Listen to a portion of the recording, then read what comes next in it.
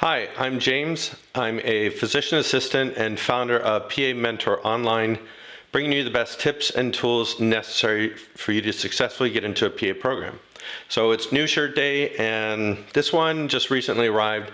One of our students who recently got into Methodist agreed to do an interview with us. Probably not my favorite color, but it's a pretty nice shirt. So feels nice, fits well, probably representative of the whole school. Great quality, right? Anyway, I'm going to go ahead and let her tell her story. But if you're interested in yourself and how you could become a PA or how to get into a PA school, how to be competitive, go to our website, pamentoronline.com, and sign up for the free consultation. We'll have one of our physician assistant mentors contact you, and we can explain our services and what we can do to make you a competitive candidate as well. Okay, thanks for watching. All right, well, everybody, welcome back. Today we're interviewing a student we worked with for a little while. And fortunately, she got into actually a few programs. So I'm going to go ahead and let her tell her story. So if you don't mind telling us your name, excuse me, and which program you were accepted into, or I should say, which program you're going to be attending. My name is Cassandra Cutbirth, and I'm going to be attending Methodist University in Fayetteville, North Carolina. Well, congratulations. I know you're pretty excited. We were just talking a few minutes ago. I think it starts in August of next year. Yes. But you seem much more relaxed and calm these days. Yeah, much better after getting accepted. That takes everything off. Okay. All right. So this was your second cycle, correct? Technically my third. I don't really count the first, but yeah, second, Okay. I'd like to say. But this is the second time we worked with you for. Yes, yes. Okay. I know last year we were just little, I don't know, it's one of those questions that'll never be answered why it didn't happen last year, but now you're going. Yeah. So, hey, works out. Okay. So why don't you just first tell us, why did you decide to pursue PA? So I think like a lot of people, I didn't know what I wanted to do at first. Kind of going into college, I didn't realize I wanted to be a PA until I started working with them and like actually seeing the job and seeing what they do, their job responsibilities, and kind of realizing there was another path besides just the like all, you have to go to medical school to be able to even work with patients. Like that's what I was always told. Like actually working in the field, I saw that I could do something else that is going to be much better for me and is actually like a great career. So that's really why it wasn't until working with them that I realized that that's what I wanted to be. Okay. Where did you do your undergraduate work? I got my bachelor's from Tarleton State University in Stephenville, Texas. And then I got my master's also from Tarleton as well. Okay. What was your master's in? Medical lab science, but it was basically genetic testing. Okay. Now, during your undergraduate, did you feel that you got the courses you needed to satisfy the prerequisites, or did you have to take some of the coursework outside of your undergraduate? I did have to take a couple of classes. So I was on the kind of medical field pathway when I was in doing my undergrad. So I got most of it out of the way. But for some reason, med school doesn't require anatomy and physiology. So I ended up having to take those whenever I graduated. And once I just figured out what the requirements were, the prereqs for every PA school, I went and took for the first time anatomy and physiology at a community college here in Dallas. Okay. What about, well, I guess a lot of students have different opinions about what was the most difficult. So what did you find most difficult in your prerequisites? I guess organic chemistry too. That was probably the one I made the worst grade in, but then I came back and I was able to make like an A in it. So I actually ended up really liking the class once I kind of understood how to do it. So it's hard for me to say I had a hard time with it because I ended up really loving it and really loving that pathway. Okay. So I guess let's talk about your clinical experience. What were you doing to get patient care hours? So I was a scribe for 2 years while I was getting my master's in an emergency room. That was awesome, very immersive. I kind of saw everything. And then, and now I'm a medical assistant at a vein clinic. So, kind of the scribe, I got to see a lot of different things, especially in the emergency room. I got to work with a lot of different providers, but now as like a medical assistant, I get to talk and interact with patients a lot more, which it's made me a lot more confident talking to people and like getting their histories and just kind of like asking questions and stuff. I didn't get to do that as a scribe, but now I do. Now, between those two, do you see, well, obviously you just described some of the differences, but do you feel there were advantages to one versus the other? It's hard because being being like a medical assistant or someone who's actually doing a job with the patients, you get that patient care experience where you're talking with them and you're actually like allowed to touch them basically. Like as a scribe, you're not really allowed to touch the patients, but I clean legs every day and I'm like very comfortable with patients and, just with other people. But kind of as a scribe, you got, or I got like experience with, all these different diagnoses. I saw all kinds of like medications, all these problems that people had. So, I mean, if you could do both, that's great. But I guess really either one is really great. I think experience wise, it's hard to say which one is better. Sure, sure. So again, let's talk about the first cycle. How many programs did you apply to the first time? I mean, the last year, I guess, last cycle. I applied, I believe, to 6. There was like a couple in Texas that I didn't apply to. So I applied everywhere in Texas. That's kind of been my whole thing.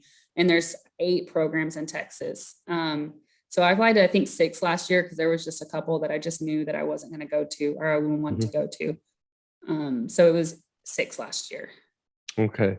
So, I mean, during the cycle, at some point, we came to the realization we're going to do this again. So, what did you do? Or I'm trying to remember. I apologize. What did we recommend? What did you end up doing kind of to make yourself more competitive this cycle?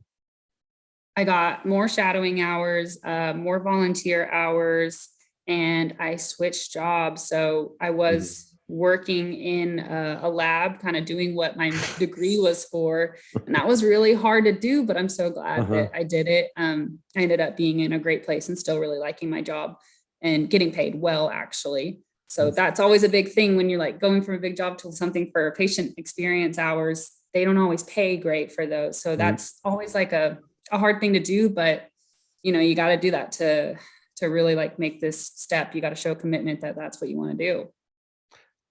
We have this talk with so many applicants, and it is that hard one, which is I usually just start off, just go right to it. It's like, you're not going to want to hear this, but and it is what it is. If you really want to do this, because as you already know, there are all these other applicants who are willing to do it.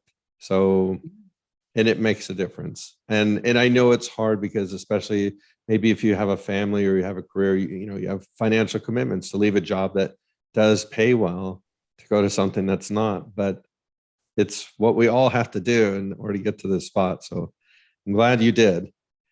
So, all right. So we worked on your personal statement. We did last cycle and this cycle, but just how do you feel about that process? That I think working with y'all or working with you was a huge burden off of me because everything was what I wanted to say and everything was my experience. It's not like you told me specifically like put this in there, but you were able to help like take the words that I had to say and put them in the right way to describe where I was like, oh yeah, that's a good way to say that. Like it helped with the motivation part of it, like getting it done. You kind of set deadlines for me. And I think it was just kind of a huge burden off like the anxiety of applying. Sure. So, okay, this cycle, how many programs? Well, first of all, you submitted early, right? We got your application in before June 1st. I think. Yeah. I submitted a couple different times, like not a couple different times, but I submitted like in the middle of May and then at the end of May for a couple of different programs. Okay.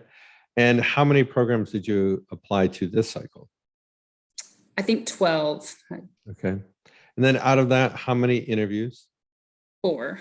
And how many acceptance? 2. Okay. But I mean, the school that you got into, that's the one you wanted to.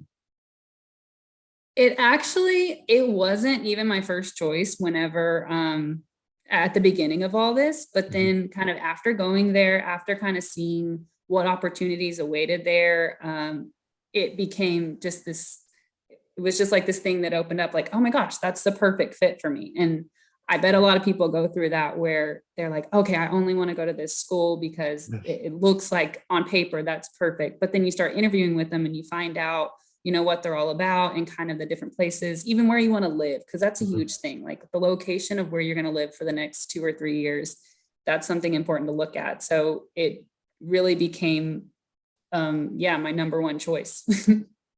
And so, I mean, granted, you did it last year as well. How did you feel about this process, handling this all during the pandemic? Well, I guess I haven't known any different because I've only applied in the pandemic. Right. But I will, so the one I got accepted to, I interviewed there in person. And in the other places that I interviewed, they were all over Zoom. I always thought that I would like it better over Zoom just because you're just talking, but in person, it was kind of better. You really got to connect with the people that you were talking to and then connect with other students. And like, you just had these outside conversations, not in interview rooms with other people. So I thought that was kind of better for me and like better for them to get to know you. And there was something else that went on during your application cycle this year that you had to manage along with applying. I got married. Yeah, wasn't that? Yes. Oh, that added a stress to it. That was right. I got married June 5th, and we were trying to get my application in before June. And that was hard because I kind of, it's a lot of stress. And there was one point, I believe, where, you kind of like got on to me and you were like, hey, this is important to you. I know it's important to you. So you need to like get your focus back up. And it was like an awakening moment. I was like, oh, you're right. You're right. This is a really important part of my life. Like this is something, that's also important, but I need to focus and I need to get my stuff together. So that was an awesome thing to have you for, like to have like this service is, you're kind of on your case. You're like a mentor, literally, you're a coach. And it really helped me stay focused on what I wanted my future to be. What, if any, mistakes do you think you made? In the application cycle? Sure. So the first time I applied way too late. I didn't understand what the whole process. I didn't understand the rolling admission things and the fact that, basically rolling admissions. I didn't understand that. So I applied really late. And then another thing, I think the second time I applied, which was the first time that I worked with you, was I didn't put enough of my experiences. And I just kind of thought that like I could get by on having, a high GPA, a master's degree. Like I thought kind of my accolades would get me by, but no, you have to put everything in there. You have to show them like everything you've done because everyone else is just as qualified as you. Right. And you have to go the extra mile and put things in there. So I think that was a mistake that I made, and I got a lot better for this round. I put everything in there, and I think that made me stand out a lot more. Good. Now, let's talk about the mock interview process, getting ready for the interviews. How do you feel about that process? Do you feel it was helpful? For me, it was definitely helpful. I get anxious for like everything. I'm that kind of person that I'm going to get nervous no matter what. Like I'm nervous kind of before this, even though it's relaxing, it's just we're talking. But for me, having that preparation and knowing kind of what to say and how I sound whenever I'm talking, that was something I'd never really used Zoom before. So that was a big thing for me. But it was huge to prep those questions over and over. And a lot of the questions, they didn't really ask them in the same way that maybe we talked about them, but we had kind of like gone over what they could ask, like different topics and things like that. So that just really helped me feel prepared and definitely more relaxed, like on interview day. It's funny you'd say that. I think the last student said almost the same thing. And we hear this a lot. It's sure, you may not get the kind of exact question that we asked, but at least through the process, you know what to respond or how to respond and more comfortable doing that. Yes, Okay. definitely. So now this apart, well, most people who are going to watch this is really what they want to know is what tips do you have for anybody going forward that maybe they didn't get accepted this cycle or they're thinking about applying for the next cycle for the first time? I think a huge thing is keep trying and keep getting more experience, going and getting like healthcare experience, get different things, shadow different people. Not only like for your own benefit of just making sure that this is what you want to do, because this is a big life change for a lot of people. So you got to make sure you know what you're going to do by going and shadowing and working with those people. But also you're going to have different things to say in like your supplemental questions and your personal statement of like, this is something that changed, my view on PAs, and this is why I really want to do it. Like, just keep going and getting that. And What about using a service such as this? Do you recommend this for other students? definitely, especially students that are kind of like me, where you're out of school. And I mean, even I'll get back to that, but if you're out of school and you're not affiliated with like a university or someone that has advisors or people that are trying to help you get in, I think this is huge, because you're like, you and probably other people that work with this service, because there's other mentors, right? I've never really met them, but you've like sat on board, or you've sat on an admission board, and you work in the PA field, you work as a PA. So you're able to give like the advice of, hey, this is what it's actually like, and this is what people are looking for. So I don't get that in my everyday experience. I'm not part of a university anymore. So that was big for me, having just kind of an advisor, basically. But even for people still in school, I know that whenever I was in school, my advisors, I don't think they had really been in a hospital in a while. They didn't really know what the medical team was like anymore. And so they didn't have the best advice for things, and they didn't, not that that's everyone, but I think it's, again, important that you are working as a PA. You already know what's going on every single day in the medical field, on the medical team, all these different providers, how it works. And so having that and knowing that you're able to advise us and tell us, yeah, you're right, and thinking that this is what PAs do. I think that's a really big help. Good. Well, appreciate that. Well, again, I want to thank you very much for taking the time today to do this. It's been a little bit of a process, and sorry to see you go, but obviously very happy to see you go and go on to your career. I know you're going to do a great job, and you'll be a phenomenal PA. So Thank you. Thanks again for doing this. Thanks for helping me with everything.